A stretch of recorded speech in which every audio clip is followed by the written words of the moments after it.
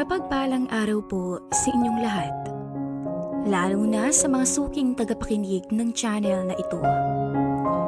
Itago niyo na lang ako sa pangalang Melanie, taga Batangas at nasa edad 25 anyos pa lamang sa kasalukuyan. 3 buwan pa lamang ang nakakalipas, magmula nung ikasal kaming dalawa ng aking mister. At masasabi kong naging maayos naman ang takbo ng buhay namin sa kabila ng mga pagsubok na dumating sa buhay ng aming pamilya. Mabuti na lang at mabait ang pinaka-close na ninong ng asawa ko, si Ninong Eren. Sa edad na 50 anyos ay meron itong 3 rice mill sa aming lugar, pero maaga siyang nabalo dahil namatay sa aksidente ang kanyang asawa. Nakakahiya mang sabihin, pero siya ang naging takbuhan namin ng mga panahong nangailangan kami ng malaking halaga para maisagawa ang operasyon sa mata ng aking biyanan. Humigit 50 mil din ang nagastos namin. Hindi pa kasama ang mga gamot na kailangan.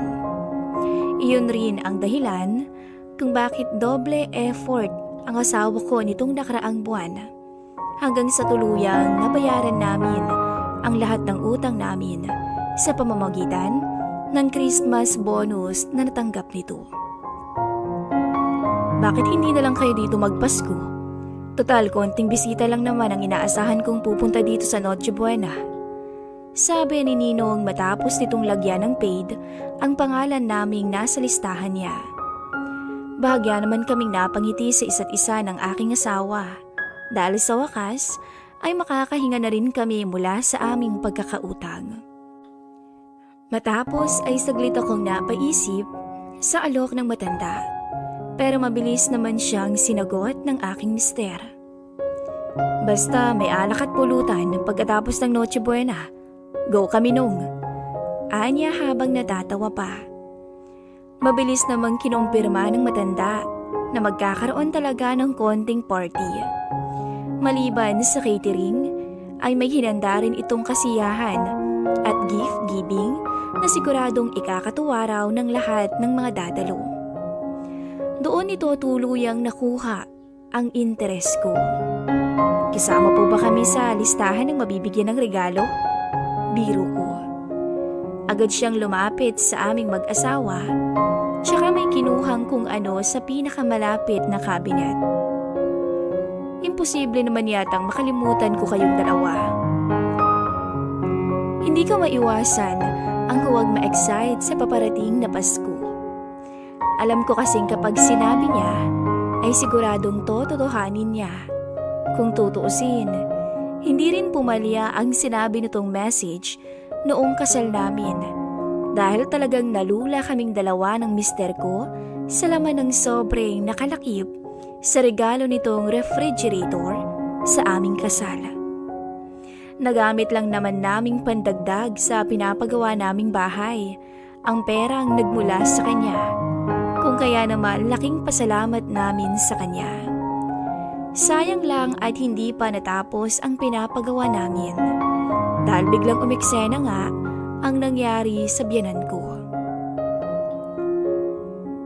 Cash na naman ba yan, Nong? Mahiyain pa naman kaming mag-asawa. Dagdag ni mister, tsaka natawa. Tumango ito tsaka mabilis na ibinaling ang tingin sa akin. Hindi ko sasabihin, pero alam kong makakatulong ito sa inyong mag-asawa, lalo na sa misis mo. Natawa ang mister ko, pero kulang na lang ay kiligin to, dala ng labis na tuwa. Kung hindi pa naman ako nagkakamali, ay nabanggit niya nung nakaraang buwan kay Ninong ang balak naming magtayo ng maliit na convenience store sa tapat ng bahay namin. Aba, baka mabigyan namin kayo ng apo sa sobrang saya namin sa Pasko. Biro pa ng mister ko. Tumawa naman ang matanda, tsaka tinapik ng malakas ang asawa ko sa balikat. Magmadali na kasi kayong dalawa para ibang regalo naman ang matanggap niyo sa akin sa bagong taon. Hindi ko na nagawang makisali sa usapan nilang dalawa. Talikusan na akong dinala ng mga paa ko sa hardin sa labas. Maraming beses na kaming bumisita sa bahay ng matanda. Pero hindi ko pa rin talaga mapigilan ang huwag matuwa sa tuwing sinasadya kong puntahan ang lugar na ito. Buwan-buwan kasing nagbabago ang landscape at may nadaragdag pang bagong mga bulaklak na kung hindi ako nagkakamali ay sa ibang bansa lang dapat nakikita. Ang hardin na ito ay regalo daw ng matanda noon para sa kanyang asawa. At kahit matagal na itong sumakabilang buhay, ay hindi pa rin ito pinapabayaan ang pangakong binitawan sa misis. Nakakatuwa tuloy isipin na may ganun pa rin palang klase ng lalaki sa mundo, yung hindi kakalimutan at ipagpapalit ang misis kahit ilang taon na ang nakalipas. Hanggang sa dumating nga ang araw ng Pasko. Dumaan muna kami ng mall para makabili man lang ng simpleng regalo para kay Ninong.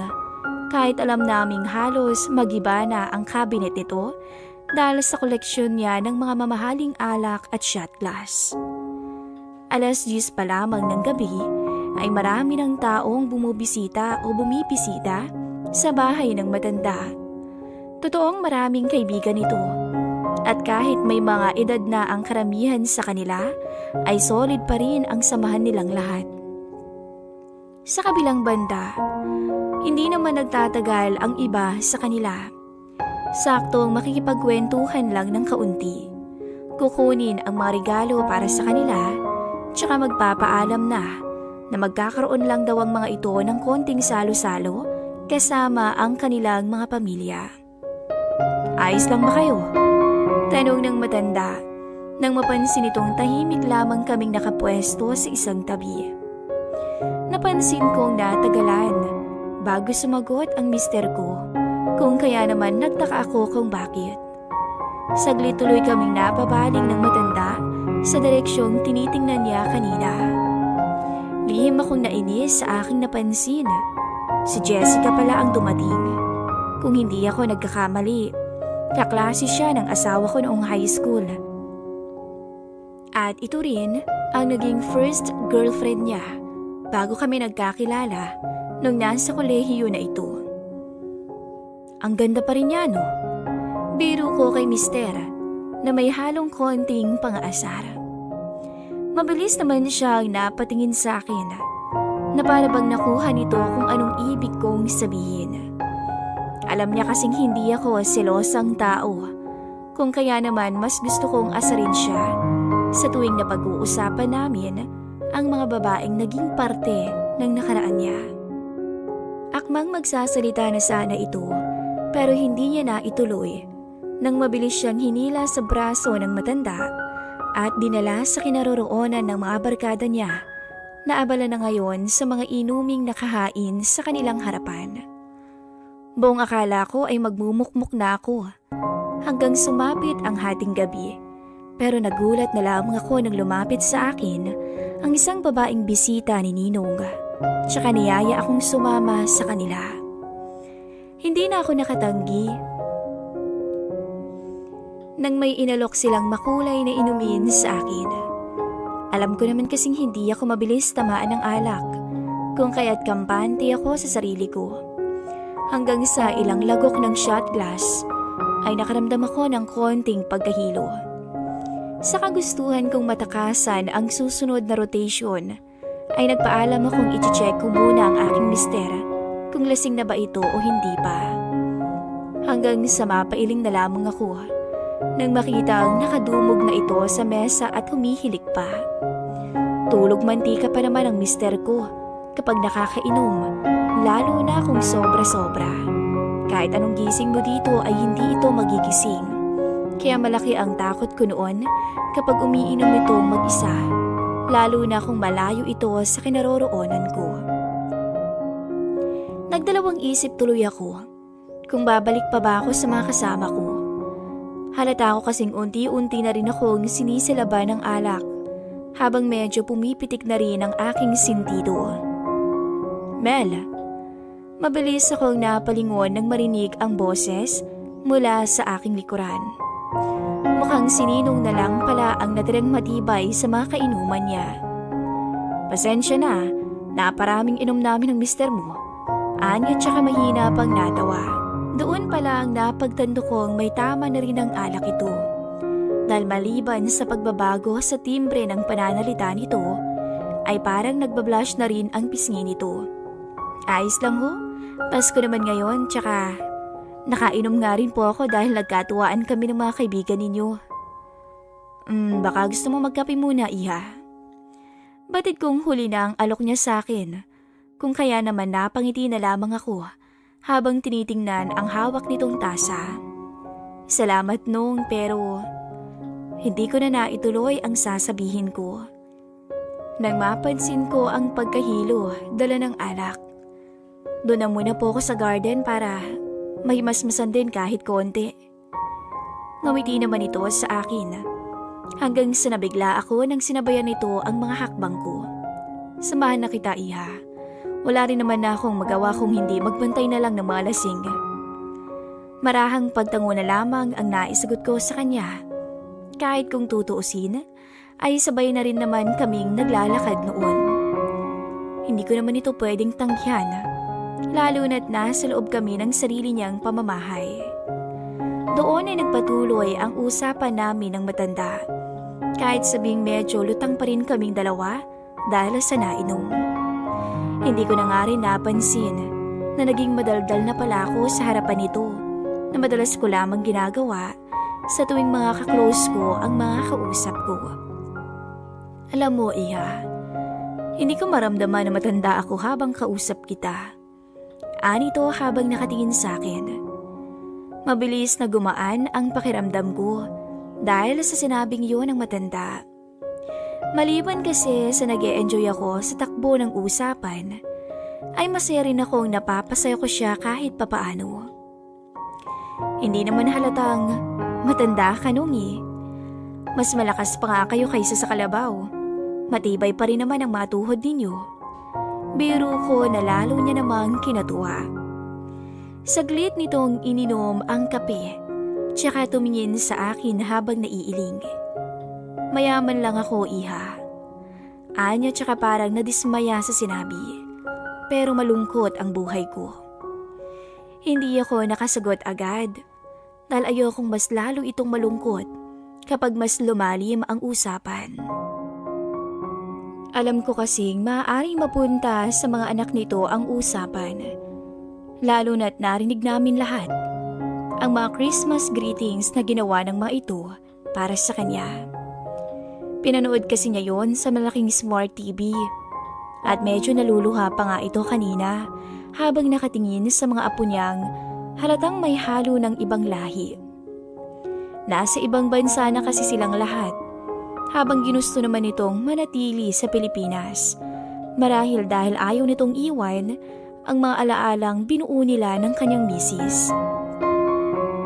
Gusto mo bang sumaya, Nong? Biglang sabi ko na halatang kinabigla nito. Maging ako nga ay nagulat din sa mga salita ko, kung kaya't medyo nag-blush pa ang mga pisngi ko, dala ng kahihiyan. Paano naman, iha? Makahulugan itong tanong, tsaka medyo humilig sa balikat ko. As if may kung ano na rin itong gustong mangyari sa takbo ng usapan naming dalawa. Akala ko kanina, dahil lamang sa tama ng alak, ang tila apoy na tumutupok sa akin. Pero hindi pala. May kung ano palang gustong hilingin ang katawan ko sa akin. Nang muling lumingon ang matanda para haplusin ang aking muka, ay hindi na ako umimik. Hinayaan ko siyang bigyan ako ng masuyong halik sa labi. Tiyempo namang may narinig kaming kung anong tunog mula sa hindi kalayuan. Sa garahe na lang tayo, iha. Ako nang bahala pagkatapos. Hindi ako makapaniwala sa mga sumunod na mga nangyari. Sabihin man kasing may edad na siya, pero nagawa naman itong lampasan ang husay ng aking mister pagdating sa kama. Kaya kahit nakasandal lang ako sa pader ng mga oras na yun, ay halos himatayin pa rin ako sa nakaw naming sandali. Halos mapaluha naman ang matanda sa galak at tuwa. Hinding-hindi ko makakalimutan ang reaksyon niya na halos atakihin sa puso nang tuluyan kong ibukas ang binti ko para sa isang katulad niyang may edad na. Mabuti na lang talaga at walang katao-tao sa garaheng kinaroroonan namin. Kung kaya't malayo niyang nakuha ako na para bang ako ang misis niya. Hindi ko talaga inasahan ng gabing yun na mas malalasing pala ako sa pagpapakasasa sa alapaap kasama ang matanda kaysa sa alak. 1 taon na rin ang nakakalipas. Magmula nung magpakakawang gawa ako sa isang taong malapit sa aming mag-asawa. At sabihin mang nakagawa ko ng malaking kasalanan sa aking asawa, ngunit literal naman yung dinala sa hukay ng matanda. Maliban sa niregalo niyang pampuhunan sa pangarap kong convenience store noong Pasko, bago ito pumanaw, ay tinutulungan niya rin kaming matapos ang pinapatayo naming bahay. Sabay bulong sa akin ng pasasalamat dahil minsan ko raw siyang napasaya ng sobra. Oo, minsan naghahalo pa rin ang konsensya at lungkot na nararamdaman ko sa tuwing nakikita ko ang aking asawa at naaalala ko ang nagawa ko nung gabing yun. Ngunit hindi nagtagal ay nagawa ko rin namang patawarin ang aking sarili. Itinatak ko sa isipan ko na ang magagawa ko na lamang ngayon ay bumawi sa kasalanang nagawa ko sa aming pagsasama at pagtuunan ng pansin ang batang nasa sinapupunan ko. Sabi ko pa nga, hindi ako mapapagod na humingi ng kapatawaran at gabay sa itaas dahil minsan akong nagkasala ng malaki sa kanya. Akala ko kaparusahan ang ibibigay nito sa akin, pero imbis na pasakit ay pangalawang pagkakataon ang natanggap kong balik mula sa kanya. Kung kaya naman nangako kong hindi ko sasayangin ang buhay na mayroon ako ngayon at mamahalin ko ng lubos ang pamilyang binigay nito sa akin. Wakas,